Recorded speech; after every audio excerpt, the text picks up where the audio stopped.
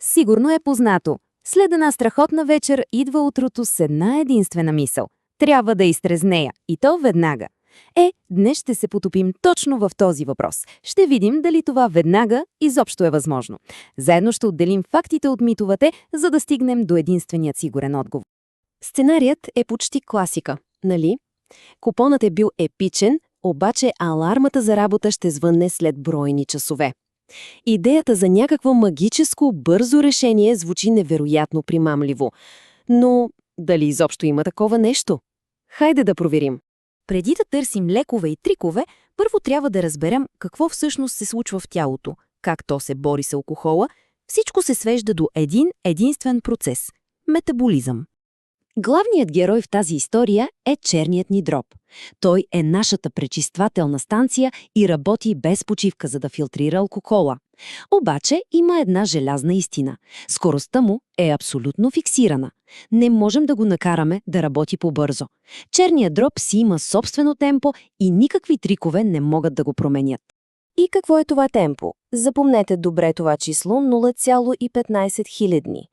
Точно за толкова средно намалява концентрацията на алкохол в кръвта на час. Да, правилно чухте, за цял час. Това е един бавен, постоянен, почти механичен процес. И точно той доказва защо идеята за бързо изтрезняване си е, чиста фантастика.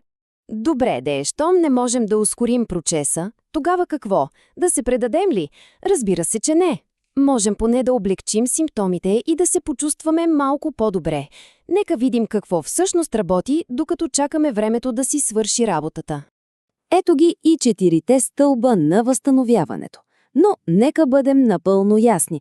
Нито едно от тези неща не намалява алкохола в кръвта.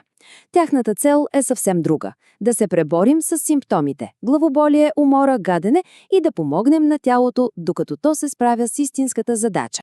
Тук храната е ключов съюзник. Например, ако хапнем нещо мазно или богато на протеини преди или по време на пиене, това създава нещо като бариера в стомаха и забавя усвояването на алкохола. А след това, фруктозата в плодовете може леко да подпомогне метаболизма. А защо класики като шкембе чорба, банани и авокадо помагат? Защото са пълни с електролити като калий, които тялото губи заради дехидратацията от алкохола. А как да се събудим? Тези методи са като временна шокова терапия за сетивата. Студеният душ, дълбокото дишане, витамин С от един фреш – всичко това ще ни накара да се почувстваме по-бдителни. А кафето?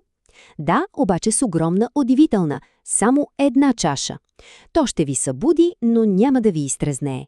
Всъщност, повече от едно кафе само ще влоши дехидратацията. След малко ще се върнем на тази опасна илюзия. И сега. Любимата ми част – разбиването на митове.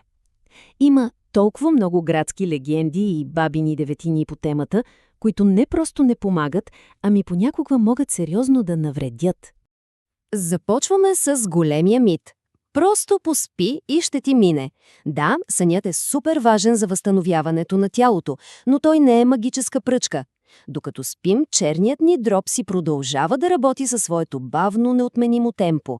Сънят просто прави чакането по-поносимо. Нищо повече. И ето го, може би най-опасният мит от всички – кофеинът. Защото той създава една много коварна илюзия. Илюзията, че всичко е наред. Човек се чувства по-буден, по-концентриран, но алкохолът си е все още там. Той продължава да замъглява преценката и да забавя реакциите. Тази комбинация от бодър ум и пияно тяло е рецепта за катастрофа и води до ужасяващи решения, като например да се хване волана. А опитите за прочистване на организма чрез повръщане или изпотяване в сауна – абсолютно безполезни. Алкохолът вече е в кръвта и тези методи няма как да го изкарат оттам. Всъщност, те правят точно обратното. Само влошават нещата, като причиняват тежка, опасна дехидратация. И така, след като разгледахме какво помага и какво по-скоро пречи, стигаме до една единствена, неоспорима истина. Няма пряк път. Няма магическо хапче. Има само едно реално решение. Ето го и него. Единственият истински лек за изтрезняване е времето. Нищо друго. Това е единствената сила, която реално премахва алкохола от кръвта. Просто трябва да оставим тялото да си свърши работата. И тъй като всички знаем, че най-доброто лечение е превенцията, ето няколко златни правила.